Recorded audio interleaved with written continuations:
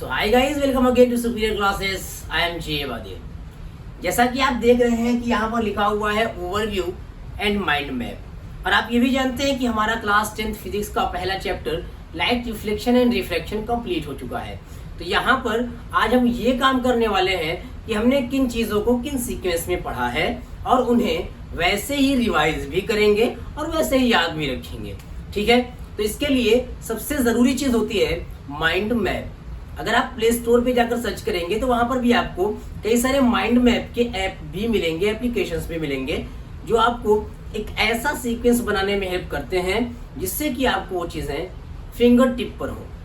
ठीक, तो हम किसी ऐप की बात तो नहीं कर रहे हैं, किसी एप्लीकेशन की बात नहीं कर रहे हैं, लेकिन आज की इस क्लास में हम अपने इस कंप्लीट चैप्टर का माइंड मैप देखेंगे। ठीक, तो हम स्टार्ट करते हैं कि जहां से हमने इस चैप्टर को पढ़ना स्टार्ट किया था। जैसा कि हमारा चैप्टर है light reflection and refraction, light reflection and refraction. तो अब यहाँ पर सबसे पहले हमारा सवाल बनता है, हमारा क्वेश्चन है ये कि what is light, what is light. तो सबसे पहले हमने देखा था डेफिनेशन ऑफ लाइट, यानी व्हाट इज लाइट। और व्हाट इज लाइट यानी इस डेफिनेशन में हमने कहा था कि लाइट एक इलेक्ट्रोमैग्नेटिक स्पेक्ट्रम का पार्ट है। Light is a part of electromagnetic spectrum with the range of wavelength of 400 nanometre to 750 nanometre, and it's a type of energy which help us to see things around us. ये एक type की energy है जो हमें चीज़ों को देखने में मदद करती है।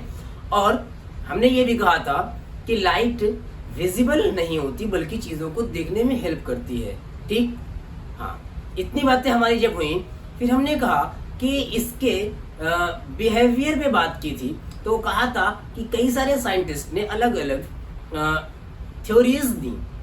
ठीक, जैसे एक इम्पॉर्टेंट थ्योरी थी कार्पस्कुलर थ्योरी, जो न्यूटन सर ने प्रपोज की थी।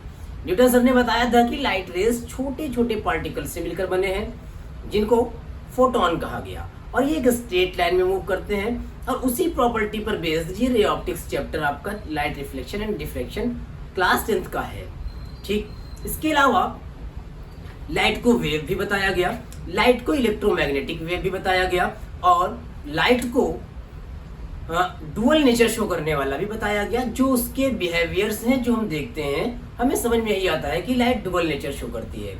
फिर एक एक नेचर को हम एक एक बार में स्टडी करते हैं, और उसके फिनोमिनास को स्टडी करने के लिए हम किसी एक नेचर को उठाते हैं और उसके बिहाव पर स्टडी करते हैं। ठीक, क्लास 12th में आपको दोनों चीज़ें मिलेंगी, रे ऑप्टिक्स भी मिलेगी, वेव ऑप्टिक्स भी मिलेगी। यहाँ पर हमने लाइट रिफ्लेक्शन एंड रिफ्रैक्शन को उसके रे नेचर से समझने की बात की है। ठीक, हाँ, तो फिर हमने कहा कि जब लाइट रेज किसी भी सरफेस पे जो दो मीडियम्स को डिवाइड करने वाली सरफेस हो स्ट्राइक करती है, तो 3 डिफरेंट फिनोमिनास एक साथ होती हैं। पहला है रिफ्लेक्शन ऑफ लाइट। क्या है? Reflection of light. दूसरा है रिफ्रैक्शन ऑफ लाइट। क्या है? Refraction of light. And third one is absorption of light, absorption of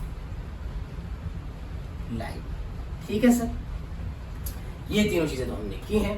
ठीक, तो हमने कहा कि यहाँ पर रिफ्लेक्शन एंड रिफ्रैक्शन हमें मेनली पढ़ना है, एब्जॉर्प्शन के बारे में ज्यादा चीजें नहीं जानना है। हमने कहा था bouncing back of the light when it strikes at any surface, bouncing back of the light into the same medium is called reflection of light.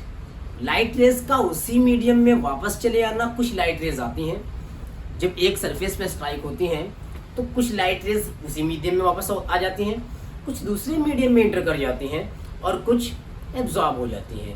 Depend करता है कि सरफेस का नेचर कैसा है। ठीक, अब सरफेस के नेचर के अकॉर्डिंग हम बात करेंगे कि वहाँ पर क्या चीज़ें होंगी। कभी कभी एक फिनोमिना सबसे ज़्यादा होती है और बाकी फिनोमिनाज नेग्लेजिबल होती हैं। ठीक, अब ऐसी सिचुएशन में हम कह रहे हैं कि bouncing back of the light into the same medium is called reflection of light. And जब हमें रिफ्लेक्शन पढ़ना है तो हमने एक ऐसी सरफेस ली थी जिससे most of the light reflect हो सके, और जब most of the light reflect हो रही थी ऐसे के लिए हमने एक मिरर लिया था। पहले हमने प्लेन मिरर लिया था। कैसा मिरर लिया था? प्लेन मिरर लिया था, और उस प्लेन मिरर से हमने लाइट को रिफ्लेक्ट करवा के देखा था, यानी कि इसको पॉलिश किया था तो ये मिरर बना था, और लाइट यहाँ से रिफ्लेक्ट हुई थी, ये इंसिडेंट रे थी, ये रिफ्लेक्टेड रे थी, ये रिफ्लेक्टिंग सरफेस था। यहाँ पर एक नॉर्मल बनाया गया था जिससे एक एंगल ऑफ इंसिडेंस था और ये एंगल ऑफ रिफ्लेक्शन था। इसके बिहाफ पे हमने दो लॉज पढ़े थे रिफ्लेक्शन के।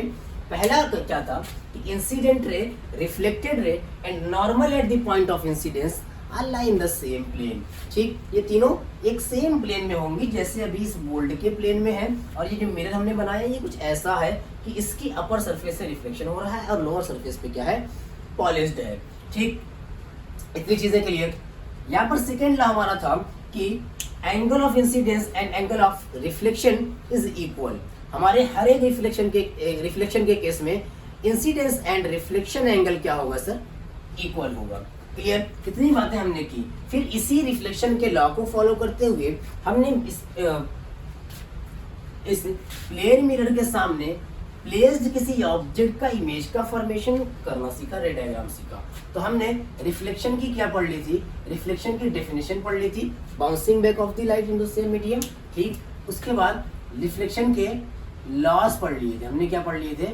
रिफ्लेक्शन के लॉस पढ़े थे, फर्स्ट एंड सेकेंड। पहला था इंसिडेंट रे, रिफ्लेक्टेड रे और नॉर्मल, जो कि इंसिडेंस पॉइंट पर है, एक ही प्लेन में होते हैं तीनों। दूसरा, इंसिडेंस एंगल के बराबर होता है रिफ्लेक्शन एंगल, ये हुआ। फिर हमने इमेज फॉर्मेशन का रे डायग्राम बनाना सीखा। इमेज फॉर्मेशन के लिए हमने बहुत दिनों से ये बात कही है कि किसी भी ऑब्जेक्ट के हेड से या किसी भी पॉइंट साइज ऑब्जेक्ट से कहीं से भी मिनिमम 2 लाइट रेज ऐसी लेनी है जो आफ्टर रिफ्लेक्शन ट्रेस कर सके। आफ्टर रिफ्लेक्शन ट्रेस करेंगे, वो जहां मीट करेंगे वहीं उस पॉइंट का इमेज बनेगा। और हमने देखा था कि जो प्लेन मिरर होता है उसके अंदर सेम साइज की सेम डिस्टेंस पर इमेज का फॉर्मेशन होता है, वर्चुअल एंड इरेक्ट होती है। ठीक, हमने कहा कि प्लेन मिरर से हमने रिफ्लेक्शन सीख लिया। अब हमें क्या सीखना है? अब हमें सीखना है कर्विकल सरफेसेस से। लेकिन उससे पहले हमने कहा था कि अगर सरफेस रफ हो, स्मूथ ना हो, और सरफेस स्मूथ नहीं है, रफ है, तो ऐसी सिचुएशन में क्या होगा कि डिफ्यूज रिफ्लेक्शन होगा। तो हमने कहा था there are 2 types of reflection, first one is regular and second one is irregular और डिफ्यूज रिफ्लेक्शन। इतनी बातें हमारी हुई। फिर हमने कहा कि हमारे पास स्फेरिकल मिरर्स है कर्व सरफेसेस से रिफ्लेक्शन के लिए। जो हमारे सिलेबस के अंदर है वो 2 चीजें हैं, एक कॉनकेव मिरर और एक कॉन्वेक्स मिरर। हमने एक हॉलो स्फीयर बनाया था, उस हॉलो स्फीयर के 2 पार्ट्स कट किए थे। एक के हमने अंदर धंसे हुए पार्ट को पॉलिश किया था, वो हमारा बना था कॉन्वेक्स मिरर, क्योंकि उभरे हुए पार्ट से रिफ्लेक्शन हो रहा है। और दूसरा हमारा था कॉनकेव मिरर, जिसमें धंसे हुए पार्ट से केव पार्ट से रिफ्लेक्शन हो रहा है और उभरे हुए पार्ट पे पॉलिश होती है। ठीक, फिर हमने कहा कि इसके पार्ट्स कौन कौन से हैं। हमने कहा कि जो ज्योमेट्रिकल सेंटर होगा इस मिरर का, उसे हम कहेंगे पोल ऑफ द मिरर। क्या कहेंगे? Pole of the mirror. ठीक इसी तरह से जिस हॉलो स्फीयर का मिरर पार्ट है उसके सेंटर को हमने सेंटर ऑफ कर्वेचर कहा। दोनों को मिलाने वाली लाइन को प्रिंसिपल एक्सिस कहा।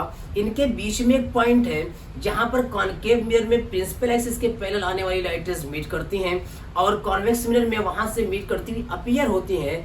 उस पॉइंट को हमने कहा प्रिंसिपल फोकस। ठीक, अपर्चर कहा था कि वो चौड़ाई, वो विड्थ, वो डायमीटर जिससे लाइट रेज पास हो सकती है या स्ट्राइक कर सकती हैं, उसे हमने कहा अपर्चर ऑफ द मिरर। इतनी चीजें हमारी हुई। पोल हुआ, फोकस पॉइंट हुआ, सेंटर ऑफ कर्वेचर हुआ। ठीक, रेट अब जो डिस्टेंस है पोल से फोकस पॉइंट की उसे फोकल लेंथ कहा। जो डिस्टेंस है पोल से सेंटर ऑफ कर्वेचर की उसे रेडियस ऑफ कर्वेचर कहा।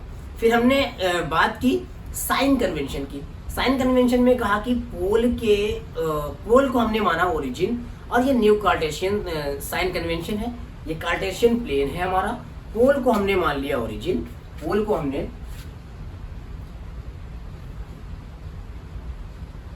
हमने मान लिया ओरिजिन। अब अगरचे ये इस साइड पर पॉलिश है या दूसरा कैसा हो, ऐसा। ठीक, यहाँ पर ऑब्जेक्ट हमेशा सामने ही रखा जाएगा। हमने एक चीज बात की थी, पूरी चीजों को घुमा देंगे तब भी हमारा साइन कन्वेंशन का रूल फेल नहीं होगा। ये इंसिडेंट रे की डायरेक्शन होगी। अगर हमें कोई चीज प्रिंसिपल एक्सिस के पैरेलल मेजर करनी है और पोल से मेजर करना स्टार्ट करेंगे, अगर हम प्रिंसिपल एक्सिस इंसिडेंट रे के डायरेक्शन में जा रहे हैं तो पॉजिटिव, इंसिडेंट रे के अपोजिट डायरेक्शन में जा रहे हैं तो डिस्टेंस नेगेटिव। प्रिंसिपल एक्सिस के above positive, below the principal axis negative. ये था हमारा साइन कन्वेंशन का रूल। फिर हमारे पास आया था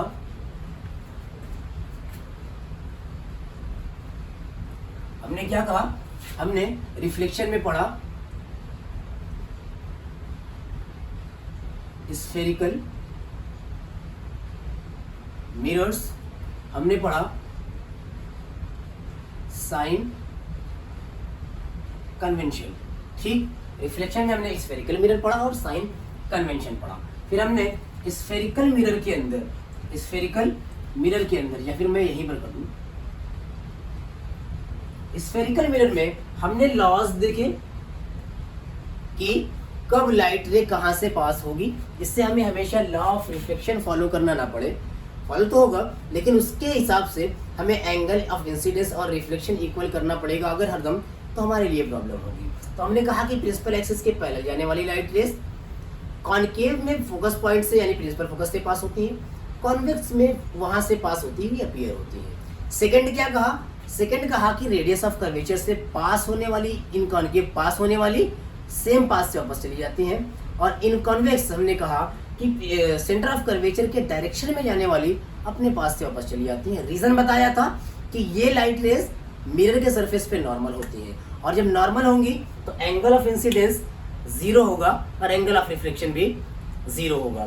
ठीक, ये हमारे हुए वो लॉज ना कहें बल्कि रूल्स कहें।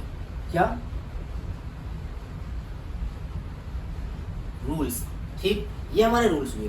फिर अगर पोल पे जाती है तो प्रिंसिपल एक्सिस नॉर्मल जैसा बिहेव करती है, ऑब्वियस सी बात है, वो भी सेंटर ऑफ कर्वेचर से पास हो रही तो नॉर्मल ही है। तो प्रिंसिपल एक्सिस के साथ जितना एंगल ऑफ इंसिडेंस होगा same angle of reflection principal axis के साथ होगा। क्लियर है? ये हुए हमारे रूल्स। फिर हमने इनके केसेस देखे इमेज फॉर्मेशन के, इनके केसेस देखे इमेज फॉर्मेशन के, जिसमें कॉनकेव के अंदर हमने 6 केसेस देखे और कॉन्वेक्स में हमने 2 केसेस देखे। केसेस हमारे कैसे थे, हमने इमेज बनाने के लिए ऑब्जेक्ट को इन्फिनिटी पर रखना स्टार्ट किया, फिर फाइनाइट डिस्टेंस पर लाए, फिर सेंटर ऑफ कर्वेचर पे लाए, फिर between centre of curvature and focus point लाए, फिर फोकस पॉइंट पे लाए और फिर between pole and focus point लाए। कॉन्वेक्स मिरर के अंदर ऐसा नहीं हो पाता है। क्यों? क्योंकि वहां पर जब हम इनफाइनाइट पे रखें और फिर उसके बाद फाइनाइट डिस्टेंस पे लाएंगे तो पोल एंड इन्फिनिटी के बीच में कहीं पर भी रखें, हर बार हमें सेम नेचर की इमेज देखने के लिए मिलेगी।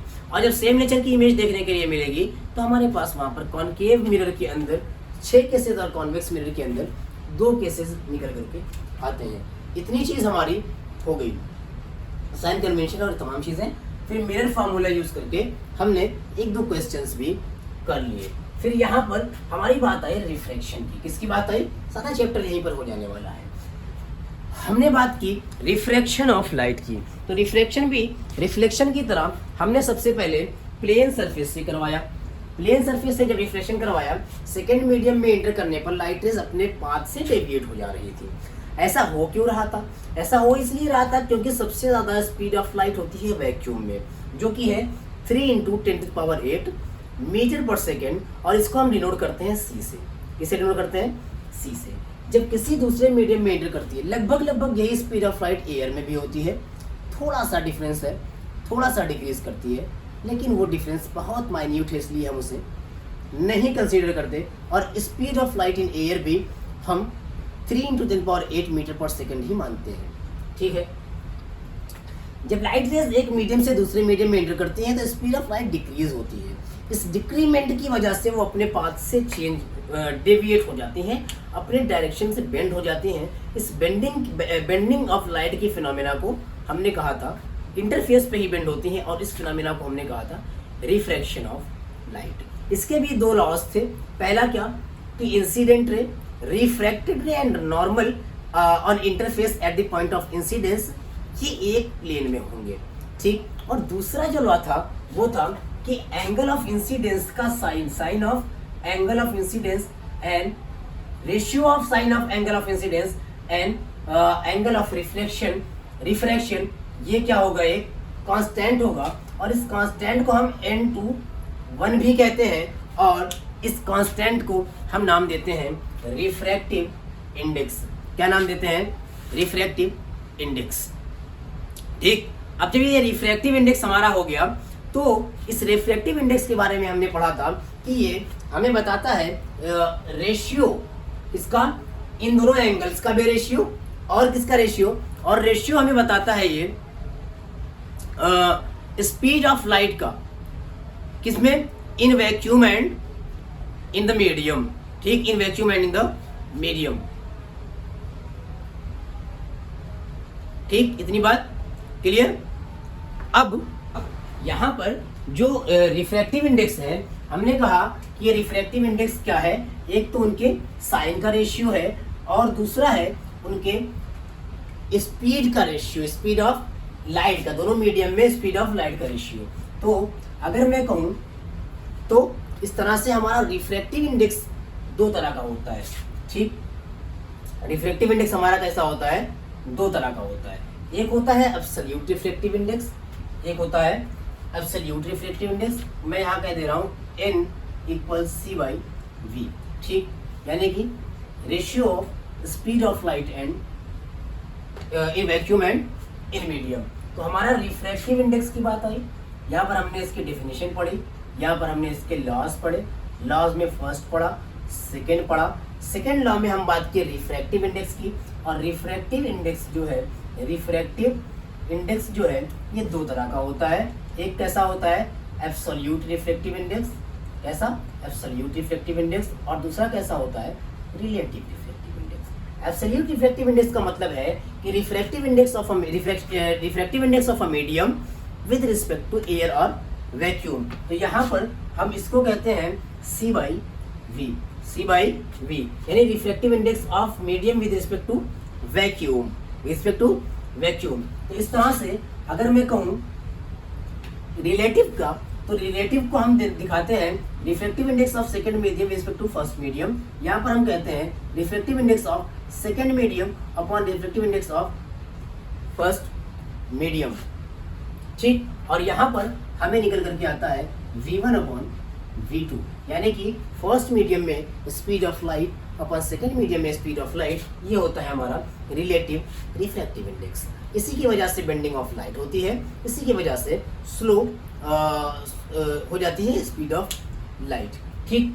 इतनी चीज़ें हमने रिफ्लेक्शन में देखी थी। फिर हमने कहा कि सर ग्लास स्लैब से जब लाइट रेज निकल करके जाती हैं, इमरजेंट होती हैं, तो इमरजेंट लाइट रे एंड इंसिडेंट लाइट रे ये पैरेलल होती हैं एक दूसरे के, पैरेलल टू ईच अदर होती हैं।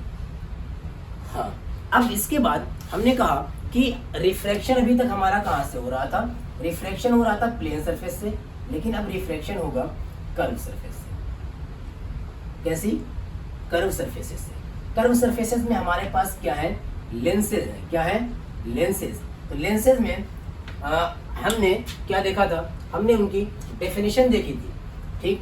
किन्हीं दो बाउंड्रीज से बंधा हुआ ट्रांसपेरेंट मीडियम जिनकी कम से कम एक सरफेस कर्व हो, इस तरह से हमने अलग अलग लेंसेज बनाए थे कि ये पॉसिबल लेंसेज हैं हमारे लिए।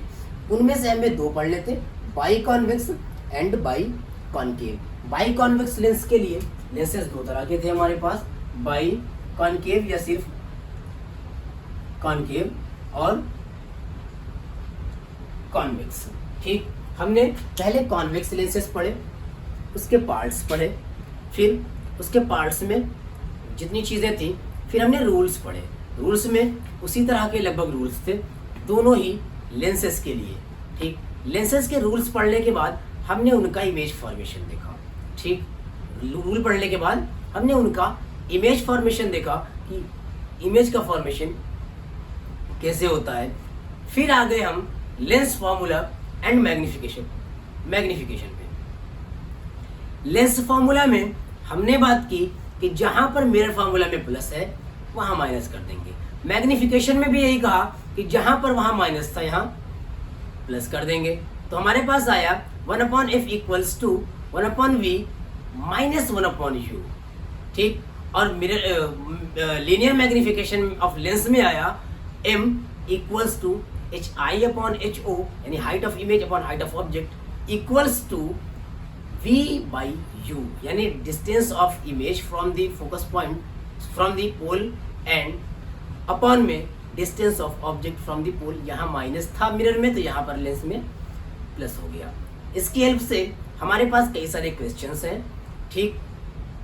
इसका भी साइन कन्वेंशन देखा, इसमें भी वही रूल है।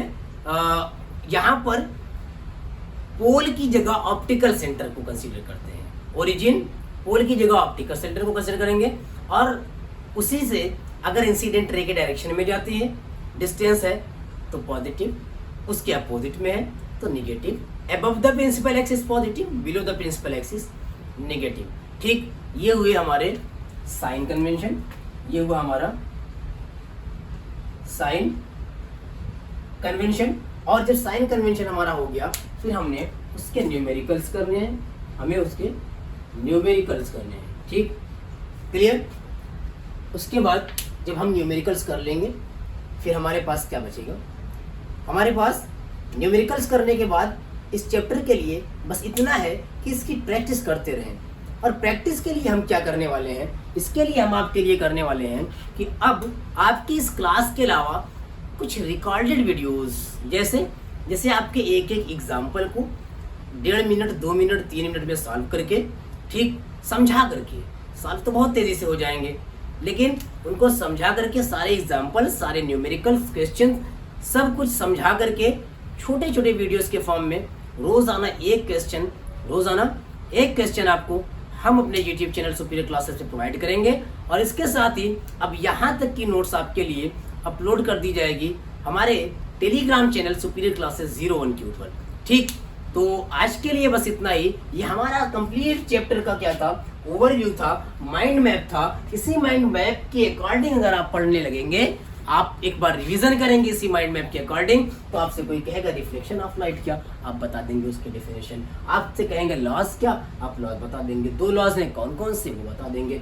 फिर हमने कहा कि इसके बाद आप क्या पढ़े, तो हमने स्फेरिकल मिरर्स पढ़ा यानी कि रिफ्लेक्शन थ्रू कर्व सरफेसेस। इस तरह से आप पूरी चीज़ों को अपने माइंड में सेट करके रख सकते हैं। तो मिलते हैं नेक्स्ट क्लास में नए चैप्टर के साथ, जो है हमारा human I and colourful world. आपके प्रैक्टिस क्वेश्चंस अलग अलग वीडियोस में आपको मिलते रहेंगे। मिलते हैं तब नेक्स्ट क्लास में। Best of luck and take care.